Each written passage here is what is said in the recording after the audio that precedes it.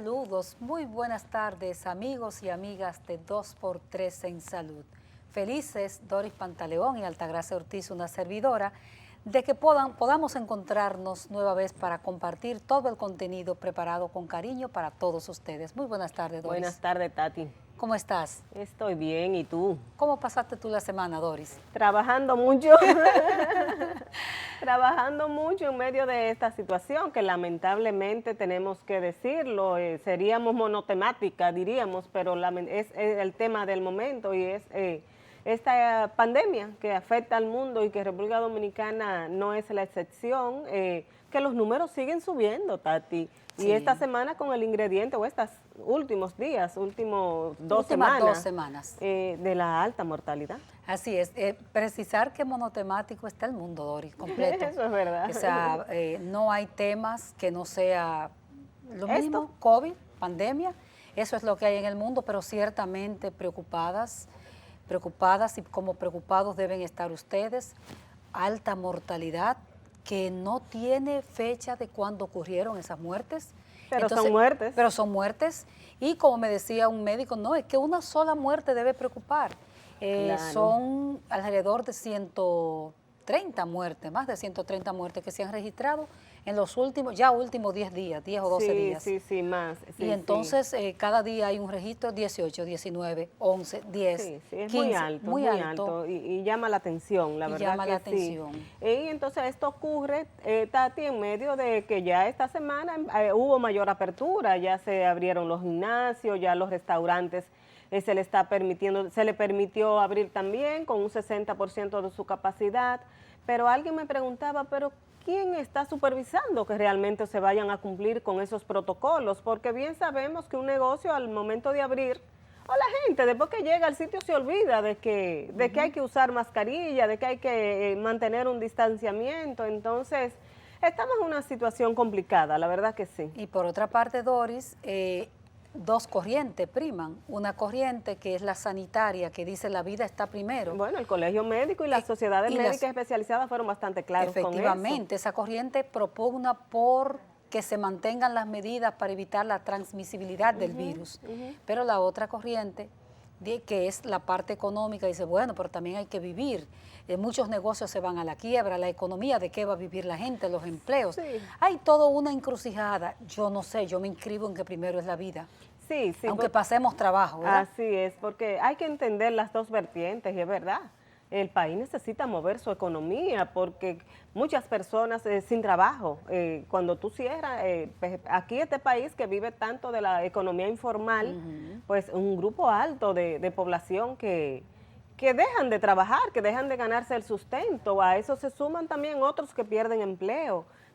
Por otro lado, el país vive del turismo, todo eso es entendible, pero totalmente de acuerdo contigo y con los médicos. La salud está primero, tú no ganas nada con tener una empresa abierta si todo tu personal está infectado, si todo tu personal está enfermo, ¿quién te va a trabajar? Hay países, señores, como la Alemania, que es verdad que tienen un Producto Interno altísimo, o sea, que su situación es diferente, pero está cerrado.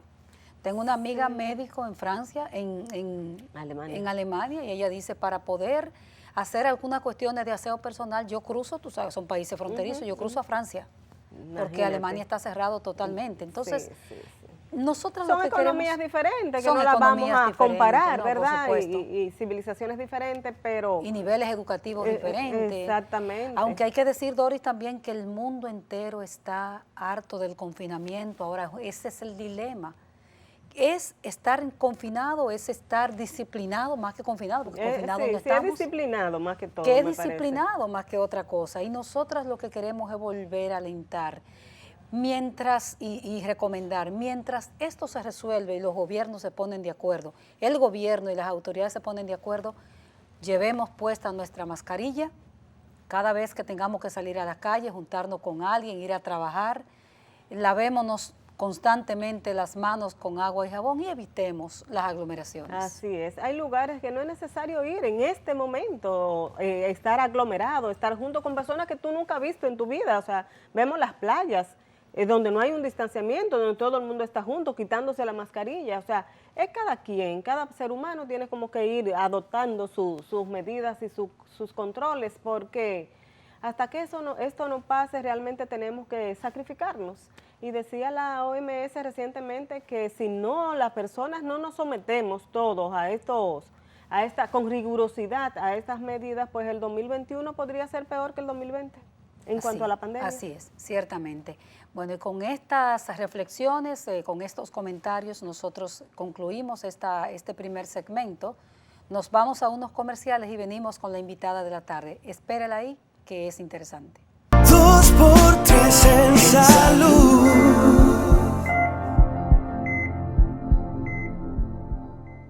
Gracias por continuar en 2x3 en salud. Hoy vamos a hablar de un tema interesante que la gente le preocupa mucho y es todo lo vinculado a pie diabético. Tenemos con nosotros a la doctora Lisyenka Ceballos, espero haberlo pronunciado bien, a Lisyenka. Porque es ruso ese nombre. Es ruso, sí, Ceballos. Ella es cirujana y es especialista precisamente en manejo de este tipo de lesiones. Ella trabaja en el Hospital Francisco Moscoso Puello. Doctora, bienvenida. Mucho gusto, gracias por su invitación y poder ofrecer esta plática para que nuestros televidentes y pacientes conozcan más de esta patología. Lo que más nos llama la atención, doctora Ceballos, es justamente cómo han hecho ustedes en el Moscoso Puello, que es un hospital masivo, hablábamos antes de comenzar el programa, para en medio de una pandemia de la magnitud de la que estamos hablando, mantener la atención a los pacientes que tienen lesiones de pie diabético y que de paso nos explique, nos vuelva a recordar lo que son las lesiones de pie diabético.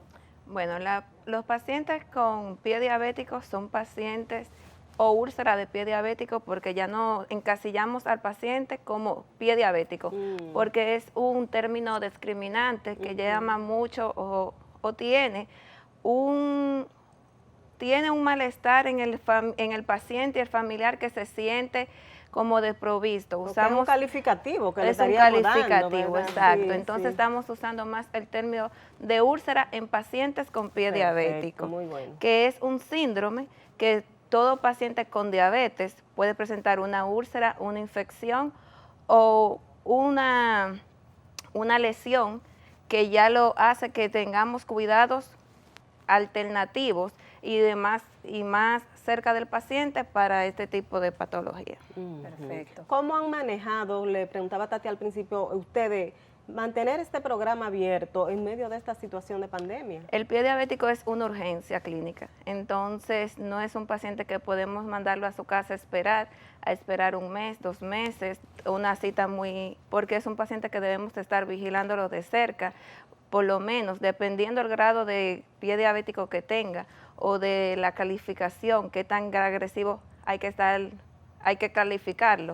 Si lo podemos ya si está en recidiva o ya está en un proceso que ya ha recibido el tratamiento inicial y ya está cicatrizando, hay que verlo semanal mínimo, hasta que ese paciente cicatrice y ya podemos espaciar cada vez que venga a buscar atención. Pero si el paciente llega agudo y está una infección muy severa que pone en riesgo su vida, hay que ingresarlo. Entonces no son pacientes que lo podemos derivar y hacer esperar. Incluso aquel paciente que tiene su enfermedad controlada y la úlcera está bajo tratamiento, tenemos que verlo 3 veces a la semana mínimo para que esa lesión no avance, no ponga en peligro su vida y podemos darle atención. Entonces, ¿qué hicimos allá en el hospital? Clasificamos los pacientes según el grado de prioridad que tenían, le pusimos citas y le explicamos sobre el distanciamiento. Son pacientes que tienen que venir con un familiar porque no pueden valerse por sí solos. Entonces, le explicamos que vayan haciendo su orden de llegada, el familiar lo escribe en la lista, ya ellos prácticamente todos se conocen porque son un gran grupo que se dan apoyo uno con otro, y mientras le toque pasar, van entrando de 5 en 5 a un área de espera que se mantiene el distanciamiento, el uso de mascarilla, alcohol gel, y así nosotros pudimos cumplir con el cometido de seguir prestando atención a ese tipo de pacientes. ¿Han tenido contagios dentro de ese grupo fijo de pacientes de ustedes? Hemos tenido pacientes que han salido positivos, sí, a COVID, pero se detecta a tiempo. Desde que me decían, doctora, presento fiebre, se mandaba a la unidad de COVID, se le hacía su prueba, su radiografía. Entonces ya ese paciente ya no se veía más allí. Ya, doctora, usted habló hace un ratito de un paciente que está en recidiva, explicársele a la gente lo que es un paciente en recidiva y decirnos cuáles las medidas de bioseguridad que internamente, además de que vayan con mascarilla para que no se contagien entre esos grupos de amigos, porque son amigos los pacientes entre ellos. Exacto, tenemos que el paciente diabético es un paciente más vulnerable. Es vulnerable debido a que su sistema inmunológico ya es más susceptible y entonces le explicamos al paciente, no es solo cuando vienen al hospital. Muchos de nuestros pacientes se preocupaban no asistir más al hospital porque eran diabéticos y estábamos en medio de una pandemia.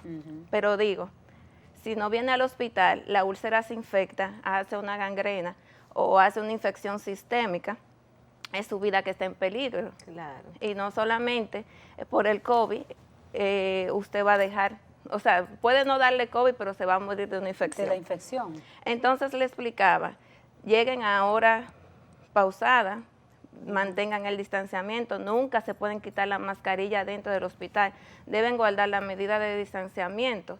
Entonces, ese paciente que nosotros decimos que está en recidiva son pacientes a veces que tienen úlcera de pie diabético y vuelve con otra lesión, que se ha dado mucho en medio de la pandemia, pacientes ya curados que luego por quedarse en su casa hacen mala pisada, que eso tiene mucho que ver con la educación del paciente y tratamos de decirle allí cuáles son las medidas para que ese paciente no presente nueva vez una úlcera de pie diabético. Entonces, por un mal calzado, una mala pisada, Andar descalzo andar vez. descalzo, usar agua caliente, hay algo que usan mucho en este país, que es ponerse mentol en el pie. Ah, no deben. No deben, porque entonces eso es caliente. Ellos tienen una condición que se llama neuropatía diabética, que pierden la sensibilidad protectora del pie y no sienten, por ejemplo, si se clavan, no sienten si le aprieta el zapato, no sienten si se queman y pasan días con una lesión sin darse cuenta hasta que está más complicada. Entonces, eso es lo que llamamos pacientes recidivantes. Perfecto. Doctora, entonces usted dice que no usar mentol, no usar agua caliente, para asearse los pies, ¿qué tipo de agua? ¿Tibiecita o un agua fría? Agua a temperatura ambiente. Ambiente. El paciente de pie diabético debe usar agua a temperatura ambiente, nunca extremos. Debe vigilarse los pies todos los días, siempre seco. No se puede poner crema entre los dedos, sino en la planta del pie y en la pierna. O sea, entre los dedos no debe ponerse Por crema. La humedad, para no mantener humedad, tal para vez. no guardar humedad y no... o sea, hay hongos que crecen entre los dedos y la humedad es que favorece el crecimiento de estos. Entonces, si usamos cremas en los espacios interdigitales, puede aumentar la humedad en esa zona y llamar a la micosis. Y una cosa, doctora, entre esa cantidad de pacientes que tienen ustedes, que nos diga más o menos la cantidad que tienen de pacientes, ¿quiénes son hombres? ¿Cuántos son hombres y cuántos son mujeres? ¿Cuáles son los más afectados? Nosotros en el programa de pie diabético, que es un programa de atención integral en el paciente, donde nosotros lo calificamos antes y decimos, usted califica para el programa, porque hay pacientes que llegan con lesiones muy severas o lesiones que no ameritan, por ejemplo, si está por encima del tobillo, ya no se considera una úlcera por pie diabético, porque es el pie. Entonces, esos pacientes que lo clasificamos, ya nosotros tenemos en el programa 431 pacientes tratados. De esos, 282 son hombres y 132 son mujeres. Más los hombres, entonces. Sí, entonces son pacientes que van en un rango, la mayoría en un 52% de 50 a 60 años. ¿Y hay alguna explicación de por qué la mayor parte son hombres? ¿Qué pasa? El hombre que siempre está en la actividad rutinaria, en la calle, trabajando, es el proveedor principal de la casa. Son pacientes que no sacan un tiempo prácticamente para ver sus niveles de glucemia, para ir al diabetólogo, para revisar sus pies.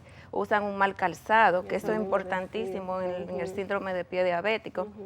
Y son personas que ya cuando tienen una lesión es que ellos se ven y que comienza, por ejemplo, que me dice, doctora, yo veo secreciones, o mire, se me salió esa ampolla y yo tengo ya 2 semanas tratando de curarme y no me curo, entonces que asisten. Por eso la mayoría de los pacientes son hombres y que llegan con lesiones más avanzadas que incluso las mujeres. ¿Qué tipo de zapato debe usar la persona que tiene diabetes? Vamos a decirlo así, tanto la mujer como el hombre, como usted dice, el hombre anda en la calle quizá con un trabajo a pleno sol y esa cosa. ¿Qué tipo de calzado? Eso es importantísimo, porque si usamos, todo paciente diabético debe usar el zapato correcto para evitar, porque lo que queremos es evitar que llegue a una úlcera por pie diabético. Entonces, ese zapato debe ser una talla y media más de la talla normal del paciente. O sea, que le quede holgadito. Holgado. Tiene que ser una punta redonda, nunca en pico, ni que le quede apretado. En el caso de las mujeres, los tacos. No es recomendable. No es recomendable. Tiene que tener una suela ancha, plana, con un zapato que no tenga costura por dentro, que transpire, preferiblemente piel, que además de eso no sea rígida la suela, que no se doble, para que le dé protección al pie, y sea un zapato profundo, donde el pie no haga cizallamiento en la parte dorsal, ni haga úlcera encima. Entonces, otra cosa que tiene que tener es preferible que lo compren después de las 5 de la tarde, porque el paciente, mientras van pasando las horas y va haciendo su rutina, el pie se va edematizando o hinchando. Entonces, si lo compra después de las 5 de la tarde, ya no le va a quedar apretado. Si lo compra en la mañana, tu pie puede estar más desinflamado, no estar edematizado, y cuando ya lo compre y llega a las 5 de la tarde o en la noche, ya te va a quedar apretado. ¿Esa medida podría ser válida para gente también que no tiene lesiones de pie diabético en sentido general, comprar zapatos en la tardecita? Así es, porque tú tienes que siempre tener que nunca te apriete y tener el pie que te quede holgado. Entonces hay pacientes que tienen insuficiencia venosa, que ya en las horas de la tarde es que se le hincha el pie, se le inflama, y es por eso se recomienda preferiblemente comprarlo después de las 5 de la tarde. ¿Hay zapatos específicos para personas con diabetes o para evitar lesiones de pie diabético? Hay zapatos específicos, incluso se usa el velcro, ya no cordones para los pacientes de pie diabético, es mucho más manejable, le protege la piel, y lo que estamos evitando es que se lo aprieten de más, que le haga algún pinzamiento, que le haga por ejemplo, cuando el paciente tiene edema y tiene una enfermedad arterial periférica, o como lo llamamos popularmente, problema en la circulación, que las arterias no tienen un buen fluir. Circulación. Exacto. Entonces, con el edema más un zapato apretado, tú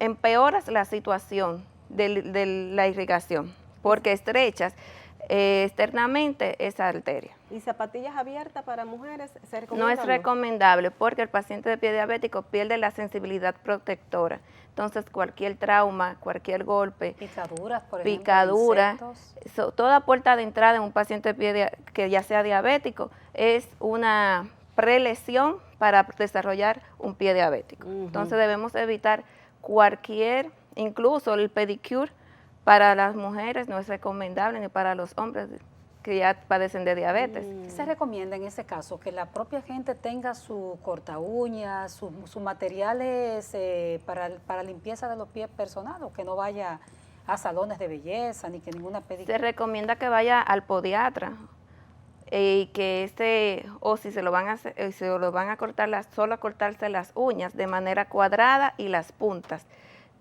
Más nada, no hay que quitar cutícula, no hay que las orillitas. Ni orillitas, porque tú lastimas el lecho unguial, y por ahí puede haber una puerta de entrada para cualquier infección, cualquier bacteria, y entonces desarrollas un pie diabético. Doctora, con todo eso que usted nos está diciendo, muchas de las cosas nosotras cubrimos el área de la salud de hace mucho tiempo, las sabíamos, pero hay otras que las desconocíamos. ¿Hace falta en el país un programa de educación a la población en sentido general, pero sobre todo a estas personas que debutan con diabetes, para que conozcan todo eso? Lo ideal sería que cada persona que sea diagnosticada con diabetes fuera y tuviera una charla, un conocimiento, que se educara tanto él y su familiar de cómo tratar la diabetes para evitar las complicaciones que trae la misma. Doctora, vamos a pedirle un permiso, nos vamos a ir a una breve pausa y cuando regresemos vamos a entrar ya de lleno un poco a hablar sobre ese programa tan efectivo que están ustedes aplicando en diferentes hospitales del país, pero sobre todo en el Hospital Francisco Moscoso Puello. Regresamos en un momentito. 2x3 en salud. Continuamos esta conversación basada en la prevención y el tratamiento a los pacientes con lesiones de pie diabético con la doctora Ceballos, quien nos está dando de verdad muchísimos elementos de eso que nosotros nos gustan de educación para la gente. Doctora, uno de los grandes temas, y nosotros hemos escrito portadas en periódicos completas sobre las amputaciones, los pacientes que llegan lamentablemente a que le tengan que cortar, para que la gente nos entienda popularmente, las piernas por estas lesiones graves de pie diabético. ¿Cómo han logrado ustedes en el Hospital Francisco Moscoso Puello evitar, en la medida de lo posible, esas amputaciones? Nosotros tenemos lo que es un sistema de atención integral al paciente con pie diabético. El paciente, cuando llega por primera vez, es evaluado por un equipo multidisciplinario y se le ofrece atención inmediata, porque el pie diabético es tiempo. Mientras más tiempo tú pierdes, mientras más vuelta de un paciente, entonces menos probabilidades de salvar su pierna tiene. Nos llegan lesiones desde Warner 3, Warner 4, gangrena extensa o gangrena de una parte del pie. Warner, esas son mediciones. Son clasificaciones de la gravedad del pie diabético. Okay. Por ejemplo, una peladita pequeña en un dedito, eso es... Si no afecta el hueso y se queda superficial, sería un Warner 1. Okay. Si entonces ya el tejido adiposo y los tendones están afectados en Warner 2. Si tiene osteomelitis, que es infección en el hueso, en Warner 3. Si es una gangrena limitada a una parte del pie, que decimos, bueno, hay que cortar porque la infección es muy severa, por lo menos se te van todos los dedos. Y puede traer hasta la muerte, ¿no? Así es, que son, pero más en Warner 4, que son ya por ejemplo, una amputación transmetatarsiana, hablamos de un Warner 4. Y tenemos el Warner 5, que es una gangrena extensa que tiene manifestaciones sistémicas y pone en peligro la vida del paciente. Nos preguntaba alguien, doctora, para comenzando, ¿cuánto uno de nuestros compañeros, cuando yo me doy cuenta que tengo una lesión? ¿Cómo la identifico?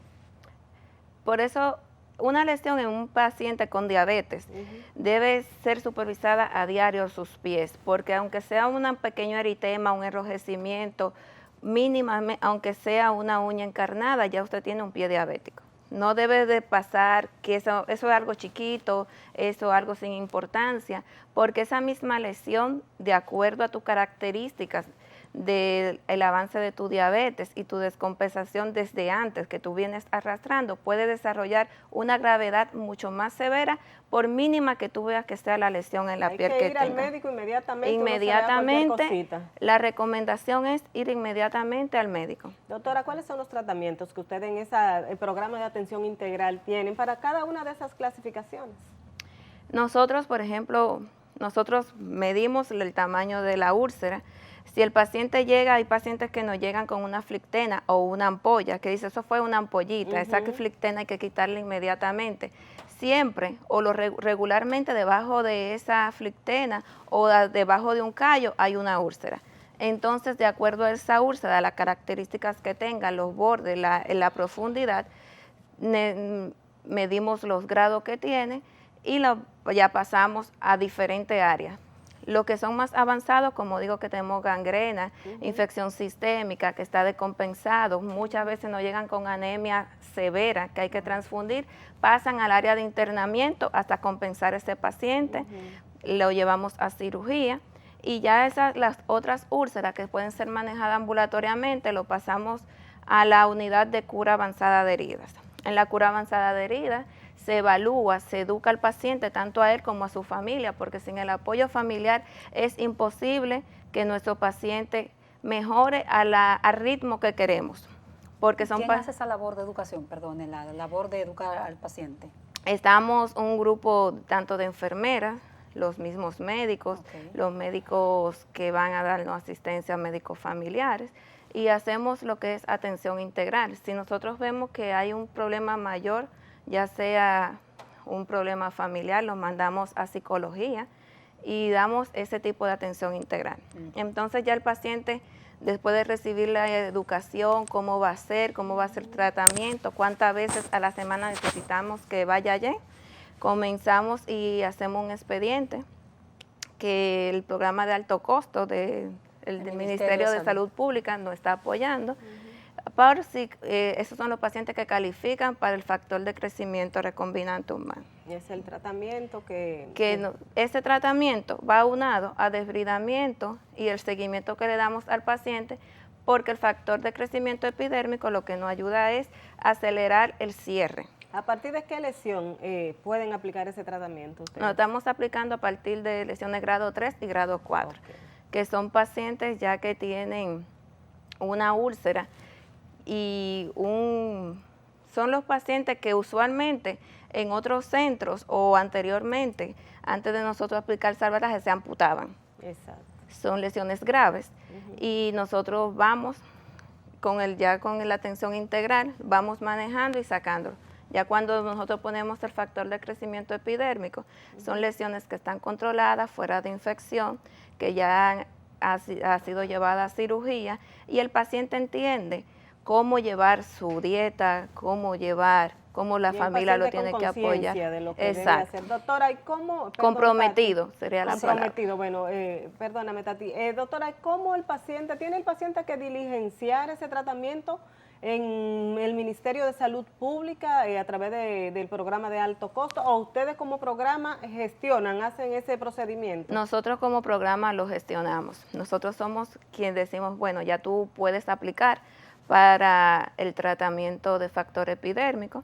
Nosotros les damos el expediente, que son todas las analíticas, la historia clínica, y se envía al programa de alto costo y desde allá nos envían la aprobación, si está todo correcto, y entonces ya nosotros mismos le decimos al paciente, ya fue aprobado su medicamento, tiene que comprometerse, venir 3 veces a la semana a aplicarse su... Sí, y en términos prácticos, doctora, ese tratamiento es un fármaco, ¿no? Ajá. ¿Es un fármaco inyectado? Sí, es una inyección que se pone, lo que se pone dentro de la úlcera, pero el paciente puede presentar allí mismo, por ejemplo, tiene sus efectos adversos. El mayor que Como hemos todo tenido fármaco, es, imagino. exacto, titiriteos, o sea, frío cuando se le aplica, que son pacientes, por eso nosotros recomendamos tome algo caliente, venga desayunado. O sea, son esos efectos, pero que no son graves. No, son mínimos, Mínimos. gracias al Perfecto. Señor. Ok. Y los pacientes lo toleran muy bien. Ellos mismos se sorprenden de la diferencia de cómo estaban, a cómo evolucionan.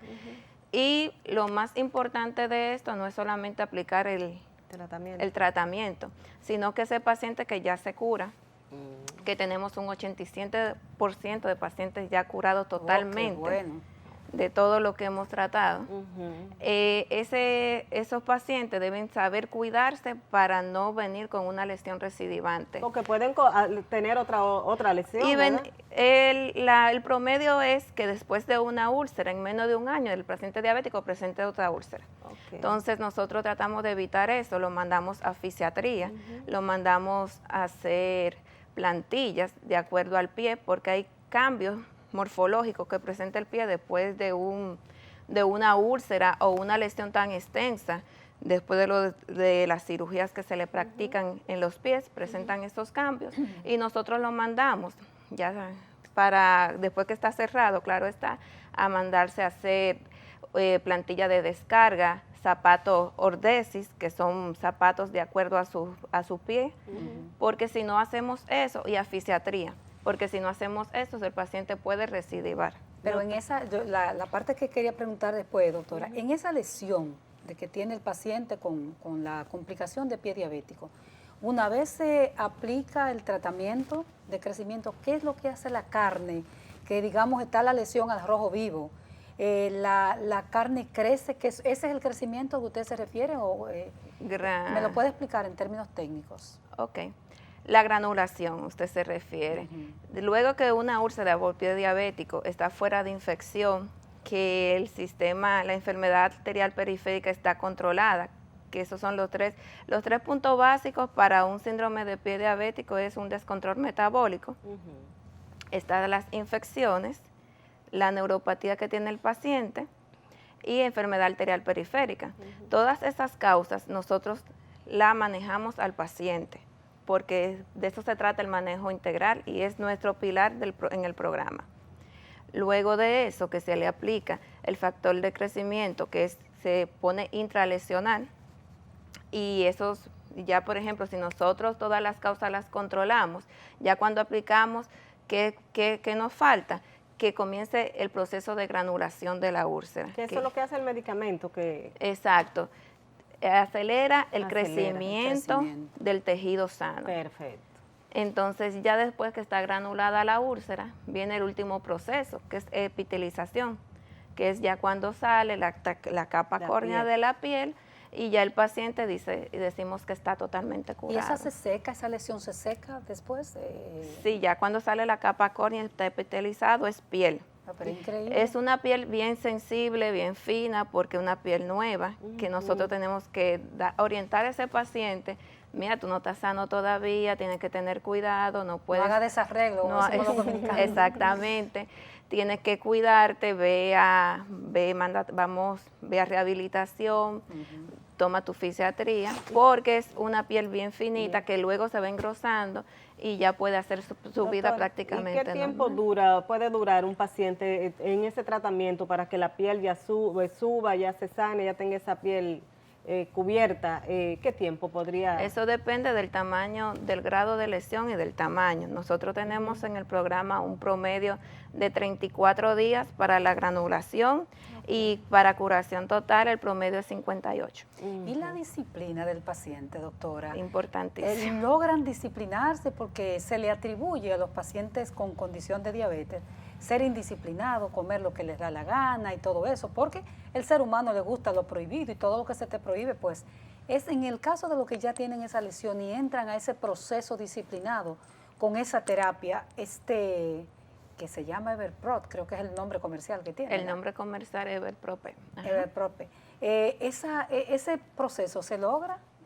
Se logra. Tú, por ejemplo, concientizando al paciente, educándolo, hablando con la familia, diciéndole cuáles son los pros y los contras. Entonces, cuando un paciente va al programa y le toca su cura o seguimiento diario, nosotros le tomamos la glicemia, que decimos, mira, hoy con cuánto llegaste, con 300, ¿y cómo tú te sientes? ¿Y por qué esto? ¿Y qué tú comiste ayer? Entonces, se le va explicando los beneficios y los contras. Y también tratamos de ser un poquito humanos y entender al paciente. Yo le digo, pero si tú me hiciste hoy un desarreglo, que te comiste un dulce, ya, eso es lo que te toca el día completo, y hasta que tú no ves que esta glicemia baje por debajo de 150, no te toca más nada. ¿Y los hombres toman alcohol, por ejemplo? Muchísimo. Muchísimo. Entonces, en diciembre... Eso fue increíble. El desarreglo andaba al pecho. Ellos me decían, doctora, es que yo necesito un traguito. Ahí cualquiera, porque hay que entenderlo. Y puedo también tomar whisky. Digo yo, es que todo tu permiso lo das tú. Si tú no me controlas los niveles de glicemia, si tú no vas a tu diabetólogo, si no te das seguimiento y me comes sano, yo no te puedo dar permiso para nada. Ahora, si tú me logras eso, yo te puedo dar un permiso. Exacto, es como un balance. Es un balance, porque es muy difícil para un humano decir, ya tú no puedes ir a la playa, ya tú no puedes tomar. Ellos no entienden, ellos lo ven como un castigo. Incluso el paciente diabético le encanta regalar cosas dulces porque entiende que te está dando lo mejor lo que él más desea. Lo que él más desea, y eso es lo que te regala. Es así, doctora. ¿Y desde cuándo empezaron ustedes a aplicar este tratamiento?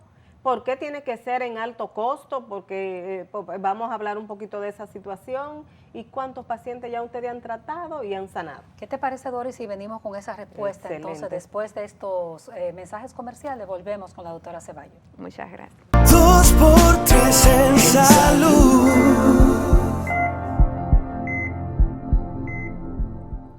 seguimos conversando con la doctora Liyenska Ceballos, cirujana, experta en manejo de personas con lesiones de pie diabético. Para decirlo correctamente, doctora, hay que ir aprendiendo. Mire, doctora, yo le preguntaba antes de la pausa sobre este programa que ustedes están aplicando y que han tenido tanto éxito, tanto en el Moscoso Puello como sabemos que también se aplica en el Hospital José María Cabral Ibáez de Santiago. Entonces, doctora, ¿desde cuándo están ustedes aplicando este tratamiento? ¿Por qué tiene que ser a través de alto costo? O sea, ¿por qué tiene que accederse a alto costo? ¿Y cuáles han sido los resultados? O sea, ¿cuántos pacientes ya ustedes han curado? Nosotros tenemos desde abril 2019 que se inició el programa, incluso no tenemos 2 años, 2 años vamos a tener en este abril. Y hemos tratado ya 431 pacientes, de eso han curado totalmente 430. Hemos tenido una amputación, una sola, del paciente del programa, y fue un paciente que presentó COVID positivo. Él es un paciente testigo de Jehová que tenía una anemia severa, que se niega a transfusión. Entonces tenía una enfermedad arterial, una isquemia severa, tanto del miembro inferior con enfermedad arterial periférica crónica. Y lamentablemente, cuando ya salió positivo a COVID, que es una enfermedad muy trombogénica, ya tuvimos que realizar la amputación. De estos pacientes, estos 430 totalmente curados, han salido un 87%. Hay un 8.8% de abandono, que son pacientes que inician el programa y ya luego no vuelven. Y tratamos de comunicarnos con ellos. Y una amputación. No, bastante exitoso, porque cuando se habla de un 87% curado y de 131, y que son 130, lesiones que de verdad, que en otro instante, cuando no se tenía tanto conocimiento de pie diabético y que se podían salvar lesiones bien severas y que había la oportunidad para este tipo de pacientes, se hubiesen amputado. ¿Y por qué, doctora, a través de alto costo? ¿Es muy costoso este tratamiento? Es a través de alto costo porque el Ministerio de Salud Pública, gracias a Dios que pensó en este tipo de pacientes que sí necesitaban, que sí requerían una segunda oportunidad, y se hace a través de allí para mayor control. Hay un acuerdo ya entre la empresa, por ejemplo, un fármaco cubano, y se trae a través de una empresa del Ministerio de Salud, a través del programa de alto costo, llega a nosotros, porque hay que tener una regularización. No es un fármaco que tú puedes aplicar en cualquier institución. Que no se compre en la farmacia normal. Que no se compre en la farmacia, sin criterios, porque si nosotros no tenemos los criterios adecuados, cuando coloquemos el fármaco en cualquier paciente o una lesión que no amerite factor de crecimiento, podemos estar haciendo un daño. No puede aplicarse, por ejemplo, en pacientes embarazadas, en pacientes que hayan tenido alguna enfermedad tumoral, que tengan una hemoglobina por debajo de 9.5, que sean pacientes isquémicos severos y que tengan una infección activa. Entonces son varios criterios que hay que tomar en cuenta y que no podemos dispensar factor de crecimiento y tenerlo sin un control debido para la aplicación. Y pienso, doctora, que tal vez, con relación a la pregunta de Doris, abundo esta parte, que tal vez el mismo hecho de que es una población vulnerable, a la que hay que educar, carente de muchos asuntos, le añadiría un costo económico tener que salir a comprar ese medicamento y perder tiempo buscándolo, tal vez. Sí, y que no podemos, o sea, tenemos una población que la tenemos que trabajar desde su educación, desde cero, hasta que nosotros tengamos un paciente que esté consciente, que esté regularizado, que entienda los pros y los contras. Y no creo que sería bueno poner un fármaco que tiene sus implicaciones en cualquier farmacia, en cualquier mano de alguien que no esté totalmente consciente de qué está haciendo, que no esté... Porque todo fármaco tiene una acción adversa, que si no se aplica de la forma correcta, de la manera correcta, podríamos hacer más daños que bien. Doctora, ¿han tenido usted específicamente en este tratamiento 430 pacientes, usted de todo el equipo, es mucho, casos que le han llamado particularmente la atención de lesiones que usted diga, bueno, yo creo que esta no se va a sanar, y en tiempo dice, caramba, pero mira, ya el paciente se recuperó, que le haya impactado. Claro que sí, esa es la alegría, mi mayor alegría. Cuando tú ves un paciente que te diga, doctor, haga lo que usted pueda, yo soy quien mantengo mi casa Oh, Dios. y tengo mis hijos, y yo digo, tú estás viendo cómo está la lesión, tú estás viendo que no es fácil, pero lo vamos a intentar. Lo vamos a intentar y a pesar de todo pronóstico en contra, tú ves ese paciente curado y que diga, doctora, gracias a usted tengo mi pie, eso no tiene comparación. No tiene precio. Vuelven después que se sanan. Sí, no, son los mejores pacientes. Es verdad. Son muy buenos ¿Y pacientes. esos son hombres o mujeres? Yo siempre pregunto el sexo para saber cómo anda la cosa. Más los hombres son más agradecidos que las mujeres, pero las mujeres vuelven si tienen otra cosita. Lo mínimo que ellas se vean, ellas arrancan, Vuelve voy para allá. voy para allá, voy para donde La y- doctora. sí, Doctora, ellos vuelven. y Si la mujer se presenta aunque sea un rojito, dice, ay, no, llévenme rápido. Ya. Pero el hombre vuelve y dice, no, mire, yo estoy muy agradecido. Doctora, Ay, y hombre. retomando los temas de educación que le tanto nos interesa para que la gente tenga conciencia plena de todo esto, el tema de la dieta dominicana, nuestro arroz, habichuela y carne de la que sea, con ensalada, que es el plato típico dominicano, ¿es bueno para ese tipo de pacientes? ¿Hay una alimentación específica o hay unos alimentos que ustedes dicen, por ejemplo, no come este tipo de carne a los pacientes que ya están diagnosticados y que están en ese tratamiento? O sea, nosotros estamos lidiando en el hospital con pacientes de bajos recursos. Es lo primero.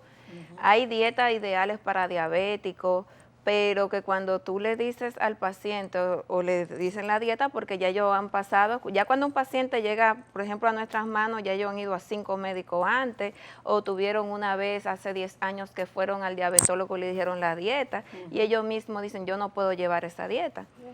Entonces hemos intentado hacerle un plan nutricional que el paciente pueda llevar, que sea Adaptado a su sostenible, realidad. adaptado a su realidad. Lo primero que yo le digo es, ellos me dicen, doctora, ¿cómo yo voy a dejar de comer arroz? Usted puede comer El arroz. una taza de arroz al día, 3 veces a la semana, pero usted sabe que ese es su carbohidrato del día. Entonces, yo digo, tú tienes que estar pendiente de qué tú estás comiendo. El paciente diabético no puede beber jugo, no es recomendable porque un jugo, a pesar de que no tenga azúcar, tú no sabes Tiene la cantidad. azúcar natural. Exacto. Lo natural. Las frutas tienen fructosa, Exacto. que es azúcar, es carbohidrato. Entonces tú no sabes la cantidad de azúcar que lleva ese jugo. Lo otro es, yo le digo, tienen que comerme muchas proteínas. Porque, y le explico así, ¿qué es lo que son los bloques para una construcción? Esas son las proteínas. Tu úlcera no va a cerrar si tú no tienes proteínas. Y la principal, o la que yo más recomiendo, es la albúmina, que la tiene el huevo. Usted puede comer 3 claras de huevo al día, por ejemplo, y es un alimento asequible. La yema no va. Y la carne. La yema se puede, es muy nutritiva, pero tiene mucha grasa. Mucha grasa. Entonces yo trato de decirle, por eso de la enfermedad arteriosclerótica, que tiene afección y tienen mucho grado de dislipidemia, colesterol alto o triglicéridos, que disminuyan todo el consumo de grasa que sea posible. Perfecto. Coman, le digo, doctora, pero es que yo no sé qué carne voy a comer porque es pechuga. Yo le digo, coma toda la carne que usted quiera, siempre y cuando sea sancochada, asada u horneada. Nada Que no de sea grasa. frita. Nada de frito. Ok. Nada frito. Puede ser carne de cerdo, carne de pollo, de lo que... Exacto. Y lo que menos le gusta al dominicano, los vegetales. Usted puede comer todos los vegetales que usted Ah, Ahí le quiera. ponen sí no una gotita entra. No. Doctora, generalmente una gotita de vegetales y un plato de arroz. Entonces, otro error que cometemos es que ya cuando se ven una lesión muy avanzada, ya ellos se quieren cuidar al extremo. Entonces comienzan a comer tallota y A dejar de guineíto, comer. a dejar ahí nutrirse, a dejar de nutrirse. Entonces ahí comen tallota, guineíto. Digo yo, pero tú no te estás alimentando, te estás matando. Cuando yo veo ese paciente demasiado que viene con 10 libras menos, digo, ¿qué tú estás haciendo? Llevando. Ya sabe que está. Sí. Doctora, y personas que no tienen diabetes, pero sus familiares, decimos que todos tenemos la diabetes detrás de la oreja en nuestro país. Pero en este momento personas que no son diabéticos, pero tienen quizá un hermano, su mamá, su papá, que tienen esa descendencia, ¿cuáles son las recomendaciones que usted le hace a esa persona, primero para cuidarse y evitar caer en diabetes o para detectar a tiempo que sí lo son? Exacto, esas personas que ya tienen un familiar cercano con diabetes, se recomienda hacerse, por ejemplo, una glicemia en ayunas cada 6 meses a 1 año. Si sale normal, puede ser anual, pero no puede descuidarse 5 o 6 años. Yo no sé, porque yo no me entonces, siento nada. exacto, debutan ya cuando la enfermedad está muy descompensada y las complicaciones aún son mayores.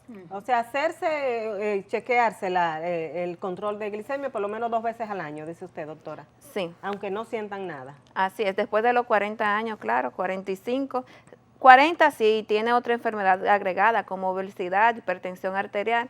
Si no sufre de nada, entonces se recomienda después de los 45 a 50 años. ¿Y cuáles son esos síntomas, perdóname Tati, que le dicen a la gente que podría sospechar de que puede tener diabetes? Tenemos polidipsia, que es cuando el paciente tiene mucha sed, poliuria, que orina mucho, dice, pero yo voy al baño. Hay pérdida de peso. Tenemos también pacientes que comienzan a decir, yo siento un mareíto o siento que estoy como débil, ese tipo de cosas. La diabetes tipo 2. Y doctora. también da mucha hambre, polifagia, Ok. Come más de lo... de lo anormal. La diabetes tipo 2, ¿desde qué edad está debutando la gente? Porque está la diabetes infantil, ¿verdad? Que puede... Nacer con eso. Exactamente, pero de la tipo 2, ¿desde qué edad está la gente debutando con ella? Yo últimamente he visto hasta pacientes con 30 años, 35, que ya comienzan con una prediabetes no diagnosticada por hábitos alimenticios poco saludables, falta de ejercicio, y ya a los 30 tú estás viendo pacientes que tienen 180 de glicemia en ayunas, y cuando se manda al diabetólogo a ser tan joven, le indican tratamientos ya sea antihiperglicemiantes orales, ejercicio y mejorar su calidad de vida. Pero ya con esos niveles de glicemia se considera diabetes tipo 2. Con diabetes. Doctora, el ejercicio, vamos a decirlo así, qué papel juega en una persona joven quizá que está un poco en sobrepeso, que ya tiene los niveles un poquito altos? ¿Puede retornar a su normalidad si se somete quizá a un programa de ejercicios? Sí, de eso depende mucho el tiempo de diagnosticado, o sea, la edad que tiene, las comorbilidades, pero el ejercicio es fundamental para disminuir el riesgo cardiovascular en los pacientes. Estos pacientes, incluso ya diabéticos que tienen 20 años diagnosticados, que ya comienzan a tener manifestaciones de enfermedad arterial periférica, uno lo manda a caminar, porque eso mejora incluso la neoformación de vasos, mejora la irrigación y la perfusión de los tejidos, y puede a su vez también ayudar con el control metabólico. Pero en debutantes jóvenes, doctora, al principio jóvenes, También. el ejercicio podría El revertir ejercicio, un el poco. cambio de dieta puede tener niveles de glicemia adecuados. ¿Por qué? Porque el ejercicio te ayuda a que tus músculos consuman energía, o sea, que esa energía que se queda acumulada, que por la falta de insulina o una resistencia periférica en los tejidos no se está metabolizando bien esa glucemia, la glucosa, entonces los músculos te ayudan también a gastar esa energía y los niveles de glicemia van bajando y tú te puedes normalizar. Doctora, una última pregunta, porque estamos prácticamente llegando a la parte final del programa, es ¿cuántas personas son ustedes en ese programa integral del Moscoso Puello que trabajan con esa cantidad de pacientes que ya hemos descrito? ¿Alrededor de cuántas personas En el trabajan? Hospital Cabaribáez hay 3 personas que trabajan fundamentalmente siempre con ellos, y aquí en el Hospital Moscoso Puello somos alrededor de 7 personas. 7, ¿eso incluye médicos, enfermeras? Enfermera, médico, enfermera, asistente de quirófano y médico de planta. Bueno, doctora, pues queremos darle las gracias y sobre todo esas orientaciones que usted le da a los pacientes de no esperar tarde, que desde que se vean la primera lección, cualquier cosita que le llame la atención en sus pies, acudir a ese programa que tienen ustedes allá en el Hospital Francisco Moscoso Puello, que bueno, que los resultados hablan solos, que no hay que darle mucha fama porque ahí están. Gracias por sus orientaciones, la verdad que ha sido un programa bastante educativo. Gracias a nuestros amigos televidentes por estar ahí siempre presentes con nosotros y le invitamos a que sigan con nosotros la próxima semana que traemos un programa similar. Así que hasta la próxima semana.